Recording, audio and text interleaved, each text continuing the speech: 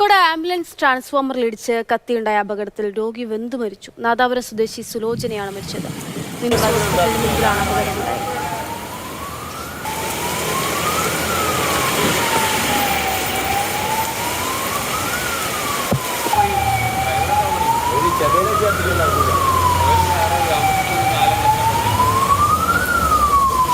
അതിദാരുണമായിട്ടുള്ളൊരു സംഭവമാണ്. നയൻതാരയുണ്ട്. നയൻതാര വലിയ ഞെട്ടലുണ്ടാക്കുന്നു, അതുപോലെ തന്നെ സങ്കടമുണ്ടാക്കുന്ന ഒരു സംഭവമാണ്. എന്തായിരുന്നു ഉണ്ടായത്?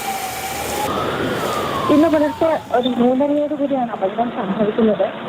കോഴിക്കോട് മിംസ് ആശുപത്രിയിൽ നിർമ്മിച്ചശേഷമാണ് അപകടം സംഭവിക്കുന്നത്. ആംബുലൻസ്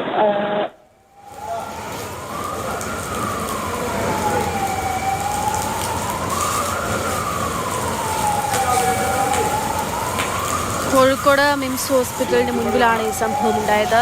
ആംബുലൻസ് ട്രാൻസ്ഫോമറിൽ ഇടിക്കുകയായിരുന്നു. ആംബുലൻസിൽ രോഗി ഉണ്ടായിരുന്നു. രോഗി വെന്തു മരിച്ചു എന്നുള്ള വേദനിപ്പിക്കുന്ന ദാരുണമായിട്ടുള്ള വാർത്തയാണ് കോഴിക്കോട്ട് നിന്ന് വരുന്നത്. വാഹനം പൂർണ്ണമായും കത്തുന്നത് നമുക്ക് കാണാം. വാഹനത്തിനകത്ത് ആംബുലൻസിനകത്ത് രോഗി ഉണ്ടായിരുന്നു. അവർക്കൂടെ മരണം സംഭവിച്ചു.